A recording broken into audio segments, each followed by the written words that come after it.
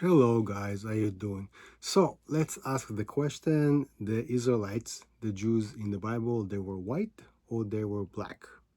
Well, the first time that I encountered this question was actually when I was in America.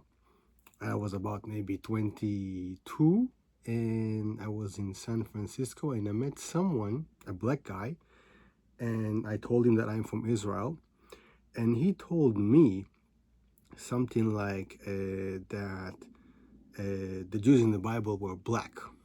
And he told me something that he's a real Israelite or something like this, and I'm not. And without thinking, I asked him, okay, are you circumcised? Did the Brit? And he said, what? He was super confused when I asked him if he's circumcised. He didn't even know what I'm talking about. And then I started to talk to him in Hebrew, and I really asked him, you understand my language? Do you understand the language of the Jews? How are you? What's your name? He didn't understand what I'm talking about, what I want from him. And he just left basically. But I was kind of like thinking about it. Many years later, I actually encountered on YouTube someone that really like wrote to me like a very very long email, like a message on YouTube, and he actually explained to me a really long theory of how actually the ancient Egyptians were black and the ancient Israel were black, and everything was black, everything that is good is black, and white people came and basically appropriate everything to them, the Khazars and the Europeans, and they made the Bible white and whatever, and basically, and I sent him an email, but I didn't get. But actually, it really inspired me to research more deeper into my own history. And actually, this is when I start to learn about the history of the Jews in the land of Israel, because you need to understand something very important. Jews have been living consistently in the land of Israel for more than 3,000 years. So it's not like that they were gone and there was like a blank space of time that we don't know where the Jews were. We know exactly where they were, and we have records. So we know what is their skin color, and it's not black, it's white. But more than that, it just clicked to me a few years ago that the Bible itself is telling us that the Jews were white. And it tells us clearly that they were not black. And I'm going to show you where it says so. It's very clear in the open. It's so obvious that the Jews were white that we're not even thinking about it, because the idea that they were black is so idiotic and so stupid and so ridiculous that we're not even thinking. Why would you? It's like saying that, I don't know, that snakes are chimpanzees, basically something like this. Can you counter that? You have a proof that they're not? I mean, it's a very stupid claim. So let's look at the Bible. Let's see what the Bible says. Okay, have a look. So here is one part. It comes from the Song of Song. In Hebrew, it's Shir HaShirim, and we Jews we sing it every Friday evening in the opening ceremony for the Shabbat. And it starts with a story that for us Jews, it seemed to be very naive and kind of like childish. That the girl is saying, oh, in Hebrew, by the way, she doesn't say that she's dark. She said that she's black, meaning black, black, not like a black person, really like black, black, like dark, like the night, basically. So not brown, like chocolate, like brown people, like really just black, because you understand that it's for Jews for that time, and even for Jews that are reading this, the idea that someone will be black is kind of like it's like with someone gonna fall from the sky and say that he's from Mars. It's so because everyone around are not black, they're white. That's what she's saying. Oh, daughters of Jerusalem, dark like the tent of Kedar. Kedar is a name for Arabs, like the tent curtain of Solomon, which were black. Do not stare at me, because I'm dark. Why would the people stare at you if everyone around you were black, all right, or dark skin?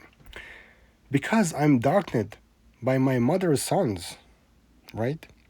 Your brothers, they made you take care of the vineyard. So you were exposed to the sun the entire day and your white skin became dark.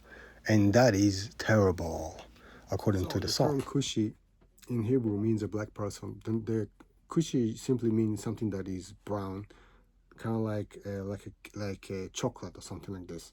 So, for example, in Israel, we have a cake that is kushit because it's brown, all right. And a person that is black from Africa is called kushi.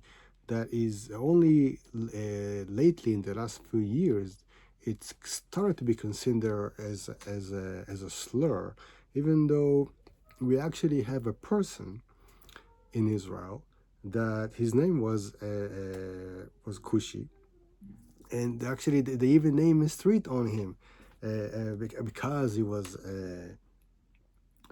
one of the nobility of the city of my city Hadera, and there's actually a street after him, and they still said the Kushi because he was bit of dark skin. He wasn't. He was actually a Yemeni Jew. That they are kind of dark, but they're definitely not African like black people.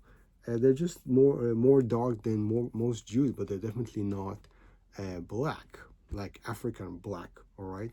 So the term Kushi comes to the term not just the skin color, but actually the race of people of Africa, which have curly hair, and their skin is kind of like chocolate brown, sometimes a bit more black, um, and as opposed to people which simply they're basically like white people, but they're just much more darker. All right, like Yemenis and Indian. Can you call someone that is from India a black person? And not exactly. You wouldn't do it. All right, because it's a race thing. All right, and the term Kushi appears in the Bible quite a lot. All right, there's a very famous phrase in Amos saying basically, "Can a Kushi change his skin?" Something like this. All right, but also we have a story from Kings 1 saying talking about King Asa of Judea fighting against the Kushite. So this is why the idea that ancient Jews were black themselves is ridiculous, because if that was the case, then the term Kushi was referred to themselves. They would said we are Kushim, but the Kushim are actually the others. They are the African people, not us. All right.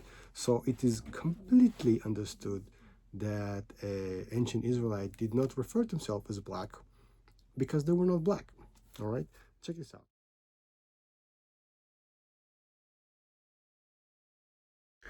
Another thing that we notice is that it is mentioned specifically that King David was red hair. Now I see here that it says that he was ruddy. In Hebrew, it says clearly that his hair was red, right? Now the term red hair appears also when referring to Esau, the brother of Jacob, the brother of Israel, the father of the Edomites. And it says that it was red hair and it was hairy. And that was the reference for the Edomites, that they were all of them, they were red hair. But there is no reference, there's no connection between them to King David, but it just shows you that there were red hair people among the Israelites, okay? All right, and so they could not be black.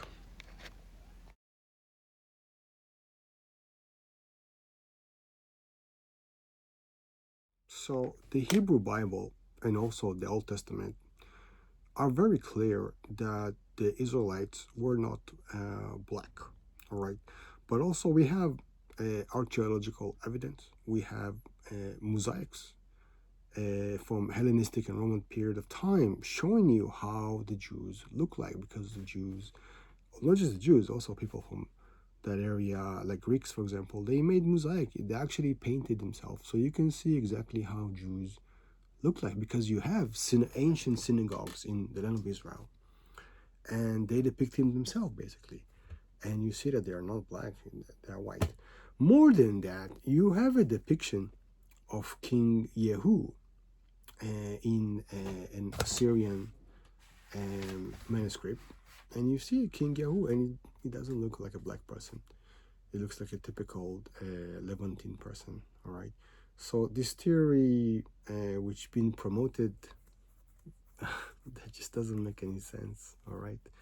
Because, but more than that, you also you have history, you know? If you just read history, you see that every single year in the last 3,000 years is recorded. So we know exactly where were the Jews at any specific time. You know, in order for this theory to have some basis, you need to have a blank space of hundreds of years that we don't know what happened.